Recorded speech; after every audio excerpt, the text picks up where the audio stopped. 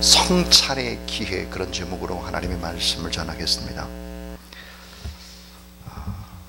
돌아보면 저의 인생 자체가 수많은 마디마디가 매인 밧줄과 같았습니다. 여러분의 삶도 마찬가지라고 생각이 듭니다.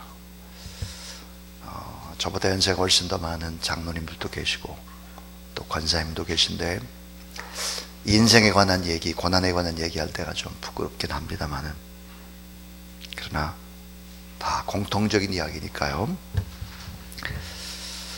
자, 수많은 이렇게 마디마디가 막 이렇게 매여 있는 거예요. 밧줄과 같습니다. 이거 한 마디를 풀면 금방 또 다른 마디가 기다리고 있죠.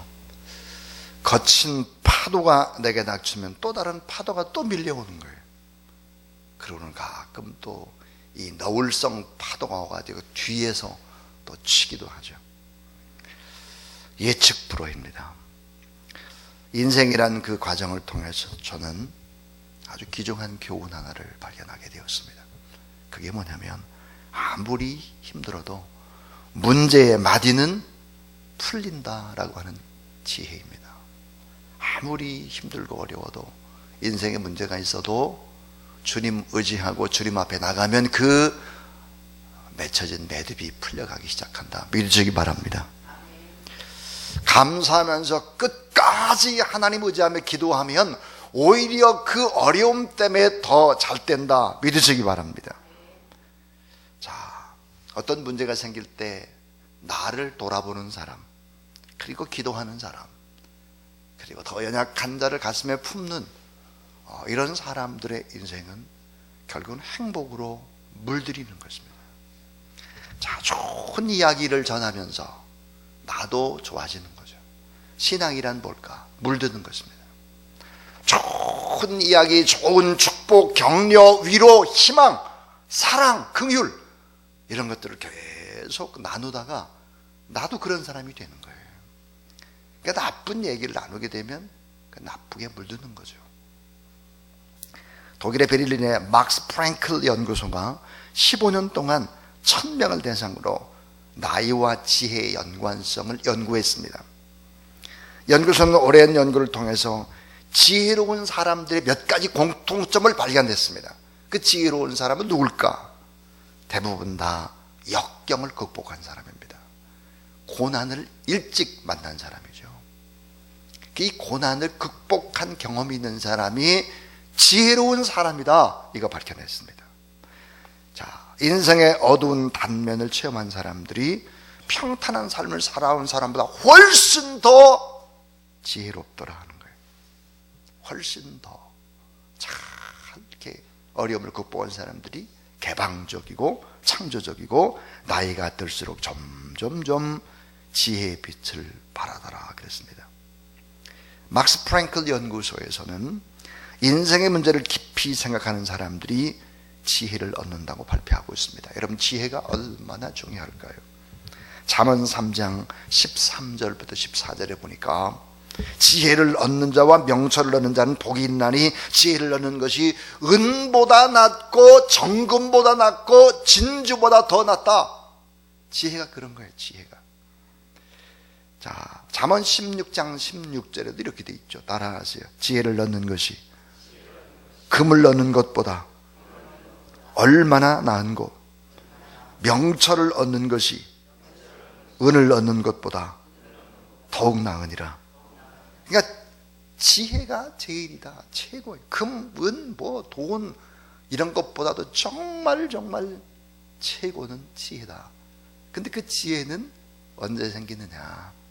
고난을 극복하고 자기 성찰의 기회를 가진 사람에게 주시는 놀라운 최고의 축복이다 하는 것이 성경입니다. 자, 여러분, 지혜는 누가 얻을 수 있을까요? 잠언 9장 10절에 보니까 여호와를 경외하는 것이 뭐라고 그랬죠? 지혜의 근본이다 그랬어요. 여호와를 경외하는 것이 지혜의 근본이다. 그러니까 이 새벽전에 나와서 하나님 앞에 예배드리고 하나님 앞에 찬양드리고 기도하고, 이 자체가 어때요? 지혜인 거예요. 그래서 어렸을 때부터 신앙생활을 잘하는 아이들은 다 복덩어리고 지혜 덩어리인 거예요. 가격으로 돈으로 계산할 수가 없어요. 잠언 3장 5절 보니까 넌 마음을 다해 여호와를 의뢰하고 내 명철을 의지하지 말라 그랬습니다. 자, 여호와를 경외하는 것이 지혜다 그랬습니다. 또 하나 지혜가 뭡니까? 지혜는 해석의 능력이에요. 해석. 나쁜 일도 좋게 해석하는 것입니다. 이 지혜는 바로 해석의 능력이다. 지혜는 내적인 성찰을 통해서 온다. 이게 성경이에요. 자, 그래서 오늘 설교의 제목이 고난은 내적 성찰의 기회입니다. 그래요. 고난은 나를 더 가까이 부르시려고 하는 하나님의 사인입니다. 이 고난은 나를 강하게 훈련시키는 하나님의 사랑인데 그 사랑 가운데 바로 터프한 사랑이다. 어제 설교를 그렇게 했습니다. 자, 이 고난의 의미는 나를 살펴볼 수 있는 뼈아픈 성찰의 기회인데 이것이 결국은 인생을 바꾼다 하는 것입니다. 오늘 우리가 읽은 시편 139편은 다윗의 자기 성찰 뼈아픈 자기 자신의 들여다봄을 의미합니다. 자, 오늘 이 시편 139편 속에서 우리는 놀라운 하나님의 음성, 교훈을 몇 가지 들을 수 있습니다. 그 하나가 뭐냐면 따라해 주세요. 고난을 만났을 때 나 자신을 살펴보라.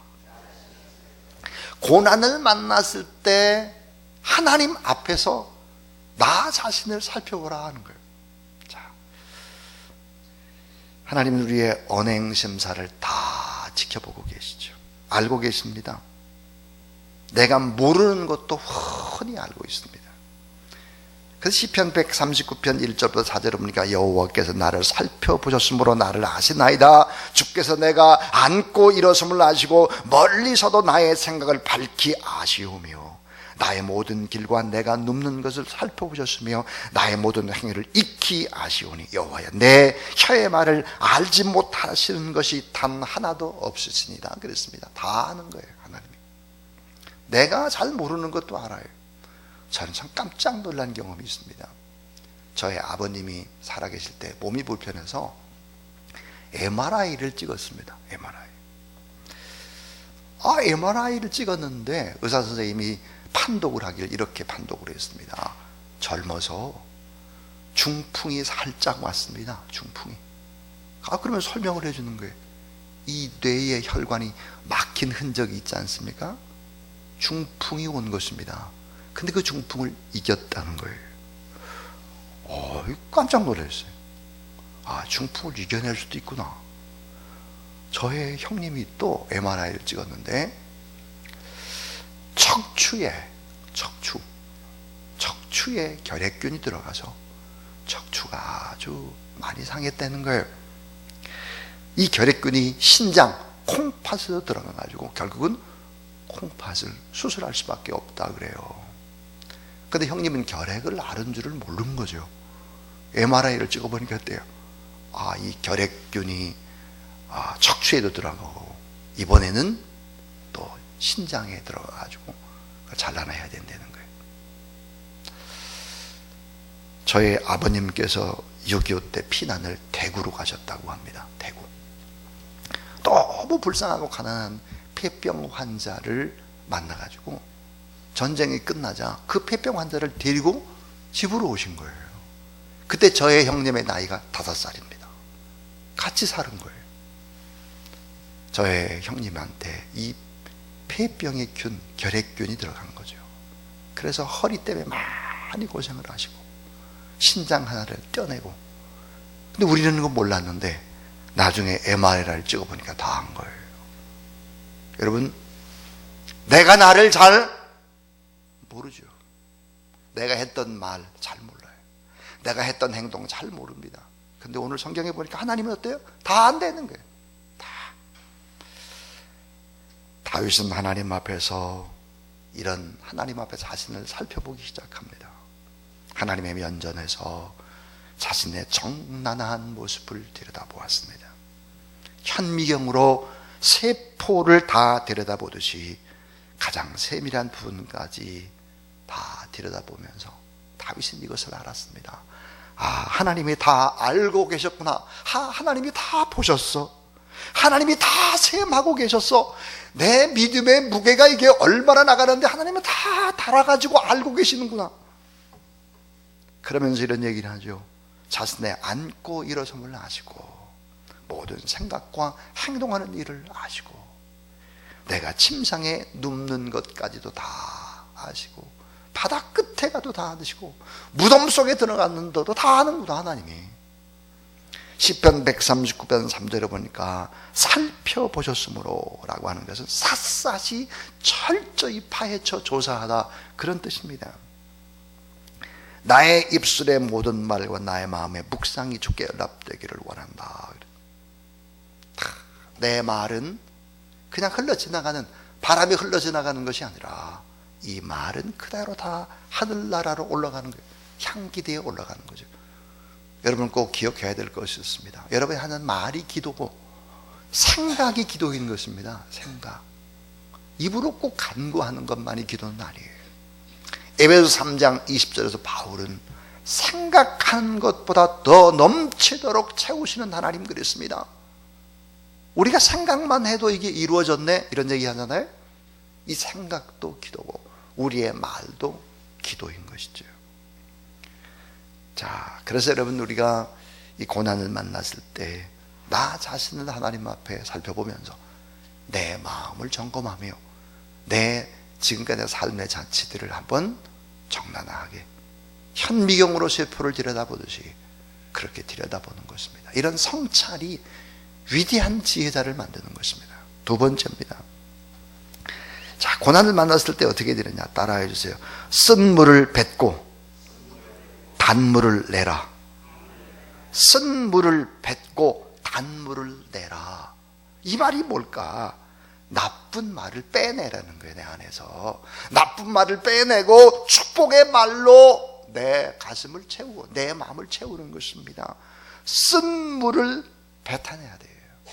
단물을 내야 됩니다. 단물. 시편 139편 4절에 여호와여 내 혀의 말을 알지 못하는 것이 하나도 없었습니다. 하나님께서 우리들이 하는 혀의 말, 입술의 말을 다 들으신다는 거예요. 전부 다. 오늘 이 시대에 전쟁이 있습니다. 치열한 전쟁. 무슨 전쟁일까? 언어와의 전쟁입니다. 언어. 이 언어와의 전쟁, 여러분 오늘 새벽에도 치르고 있고 또 앞으로도 오늘 하루도 언어와의 전쟁을 하게 될 것입니다. 제가 하나 예언을 하겠습니다. 나쁜 얘기, 부정적인 얘기, 아주 극단적인 이런 얘기를 하는 사람은 지도자가 못 됩니다. 좋은 엄마가 못 되고 좋은 아빠가 못 되고 좋은 사장님이 못 돼요. 이 나라의 민족도 마찬가지입니다. 한번 잘 두고 보십시오. 어떤 분이 대통령이 되는지를. 자, 시편 34편 12절에 생명을 사모하고 연수를 사랑해 복받기를 원한다면 악한 말이나 거짓말을 하지 말라 그랬습니다.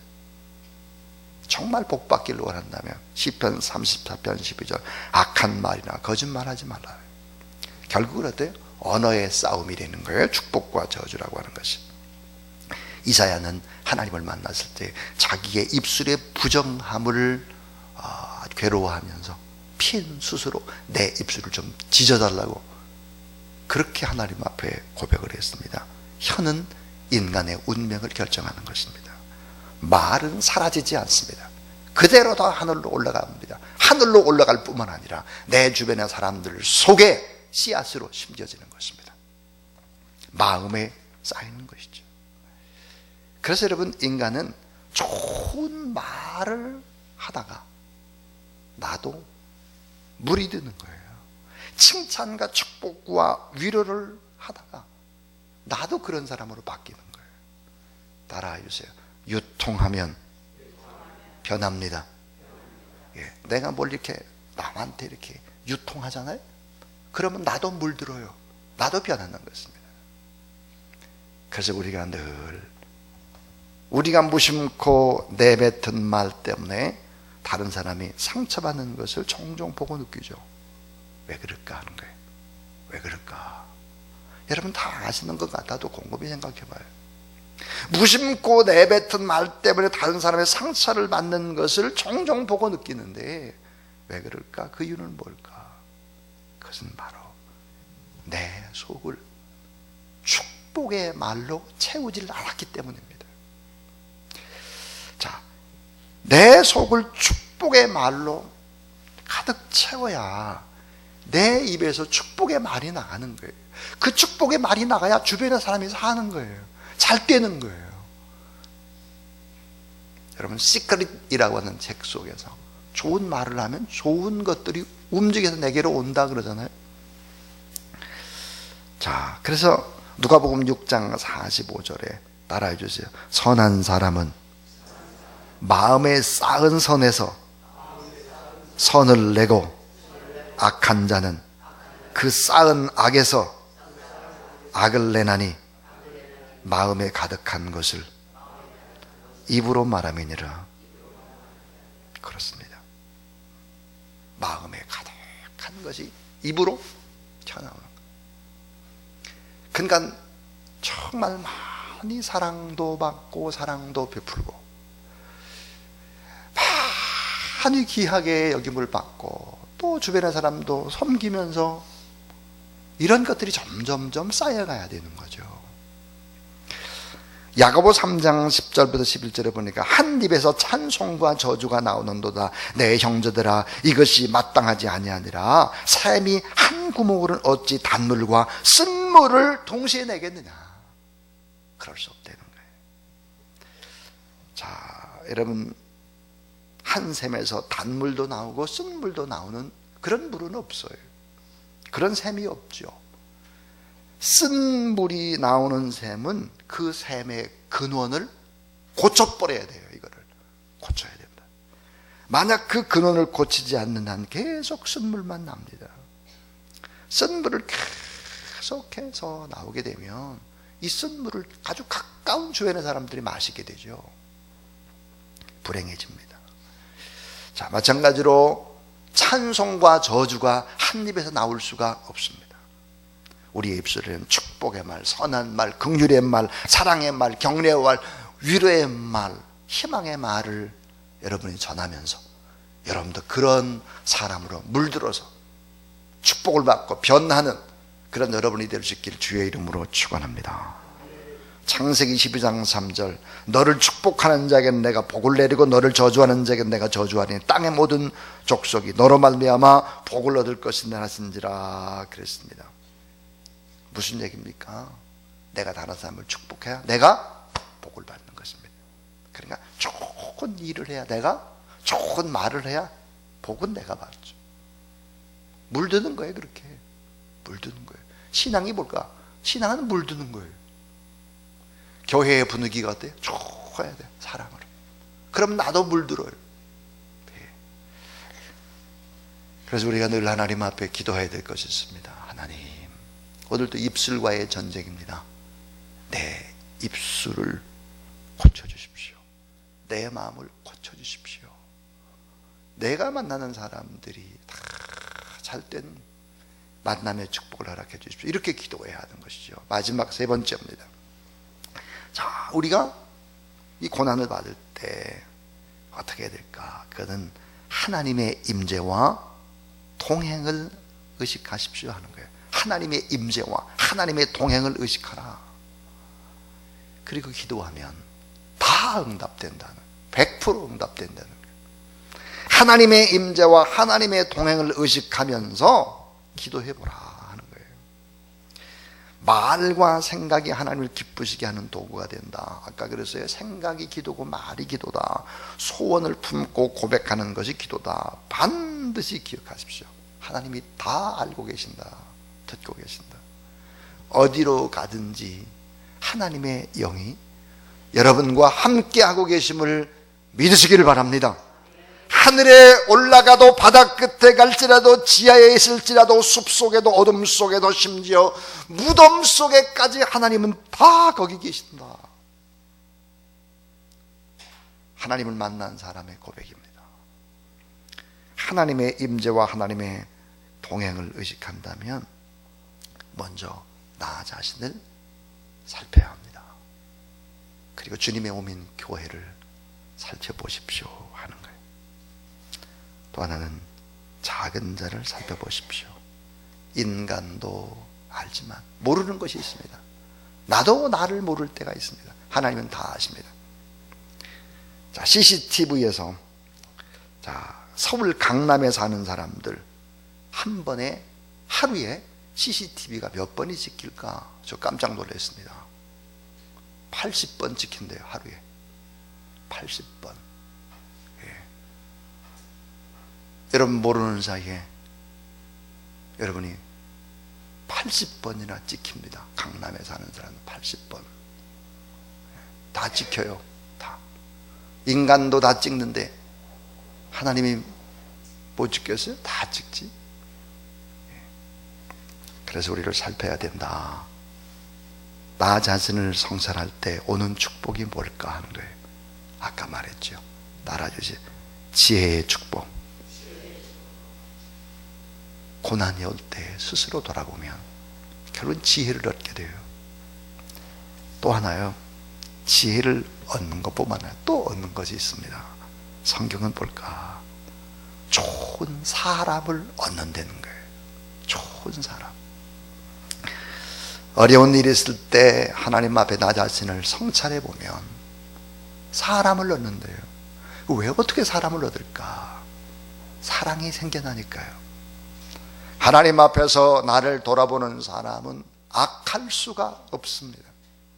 악할 수가. 왜? 내가 겪어왔던 고난을 다른 사람이 당한다고 하면 그를 긍휼히 여기는 것이죠. 불쌍히 여기는 것입니다. 사랑이 생겨나는 거예요. 여러분, 고난이라고 하는 것은 하나님이 우리에게 사랑을 베푸는 또 다른 축복이고 또 다른 얼굴이다. 어제 그런 얘기했습니다. 사랑이 생겨납니다. 그래서 곁에 사람들이 어때요? 모이는 거예요. 내적 성찰을 하는 사람에게. 자, 성경에 보니까 아둘람의 토굴 속에서 다윗이 갇혔습니다. 아둘람 토굴.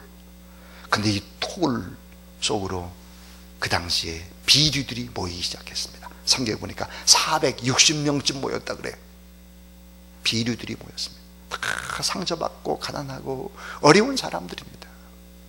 그들이 모여서 아름다운 아둘람의 공동체를 만들죠. 다 세상은 다 썩었습니다. 사울이라는 왕 때문에. 그런 그 아둘람의 토굴 속에서 460명이 하나님 앞에 간절히 기도하며 꿈을 꾸기를 시작합니다. 내가 새벽을 깨우리로다. 지금은 어두운 밤이지만 우리가 새벽이 될 것이다. 역사의 새벽이 된다. 여러분, 아둘람의 토굴 속에 있는 사람들이 결국은 어떻게 됐나요? 다윗 왕국을 세웁니다. 첫 번째 다윗 왕국의 수도는 헤브론이죠. 나중에는 이 사람들이 통일 왕국, 결국은 예루살렘 수도로 옮기게 되죠. 헤브론에서. 이 사람들이 결국은 고대 근동에 많은 전쟁이 있었는데 다윗이 나타남으로 고대 근동 지방의 전쟁이다 그치게 되는 것입니다. 사람을 얻은 거죠. 자, 여러분 나중에 잘 아는 대로 이 압살롬, 다윗의 아들 압살롬 때문에 다윗이 이제 결국은 왕위에서 쫓겨갑니다. 배반을 했죠. 모반을 했습니다. 국가를 뒤집었습니다. 그럴 때도 울면서 아둘람의 토굴 속에 있었던 사람들은 다윗을 따라갑니다. 나중에 다시 예루살렘으로 들어올 때도 그들은 배반하지 않고 다시 들어오는 것입니다. 무엇입니까? 고난이 올 때 내적 성찰을 하게 되면 이렇게 변하지 않는 사람들을 얻게 되는 것입니다. 사람. 또 하나, 여러분이 내적 성찰, 고난이 올 때 하나님 앞에 기도하게 되면 어떻게 될까? 그것은 바로 감동시키는 하나님의 은혜가 임한다. 감동. 겸손과 낮아짐은 주변의 사람을 감동시킵니다. 감동. 큰 영향력입니다. 여러분 때문에 감동하는 사람들이 많아지기를 주의 이름으로 축원합니다. 아, 저분처럼 살아야 돼. 저분은 정말 진짜 그렇지 않아요. 오늘 이 시대에 참 저런 분이 내 곁에 있다는 게 너무 행복해. 이런 감동시키는 하나님의 은혜, 이런 은혜는 그냥 오는 것이 아닙니다. 카페트에서 좋은 침대에서 먹고 마시고 룰루랄라하고 이런 사람들에서 오는 것이 아니에요. 자, 고난은 성찰의 기회다. 나를 살펴보는 기회고 이웃의 형편을 가슴으로 느껴보는 기회다. 그래서 지혜를 얻을 뿐만 아니라 결국은 사람도 얻고 사랑이 생겨나게 되고 감동시키는 하나님의 은혜가 임해서 선하고 아름다운 영향력이 점점점 커져간다 하는 것입니다. 오늘 또 이런 축복이 여러분의 삶 가운데 있게 되기를 주님의 이름으로 축원합니다.